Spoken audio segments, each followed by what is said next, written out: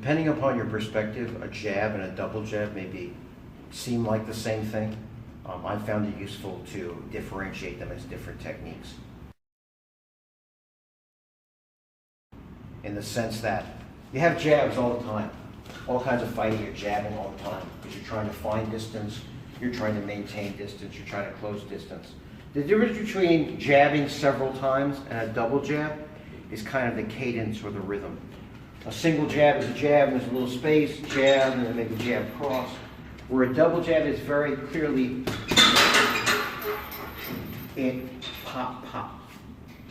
Now, when we do this, we always run the risk of doing the pawing like a kitten thing or the swimming thing. But what I really want is more like a sewing machine needle, poking, poking. You will also find that if you do not have U-lick, if you do not turn your hips and shoulders, this will not have the power that you want. So in other words, people will do this, they'll go, and that's the arms. That's wrong. I want to, and you'll notice that my hips and shoulders keep turning into what I'm doing. I find it useful at the beginning to work this as a single technique because you add in the cross and people start getting confused by the cross or they focus too much on the cross. So I'm just double jabbing.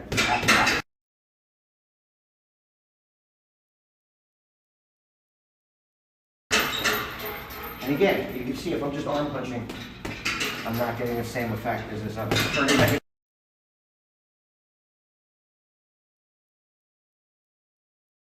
Again, I'm not tapping.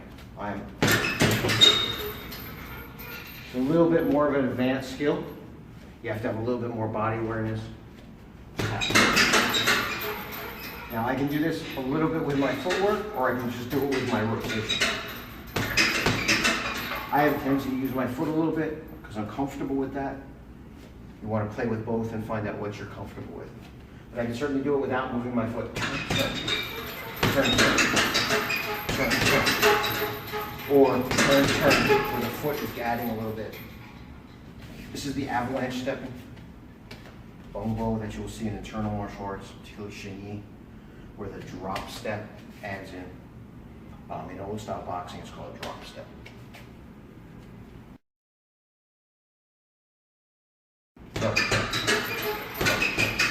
And just as in the jab is followed by learn cross, and then jab cross together.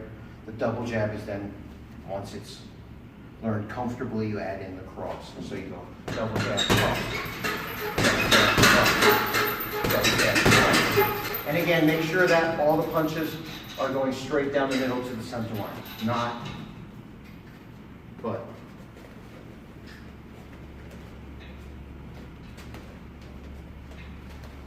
And you'll notice this is not swimming. It's poking straight in. Poking straight in. And one fist replaces the other fist.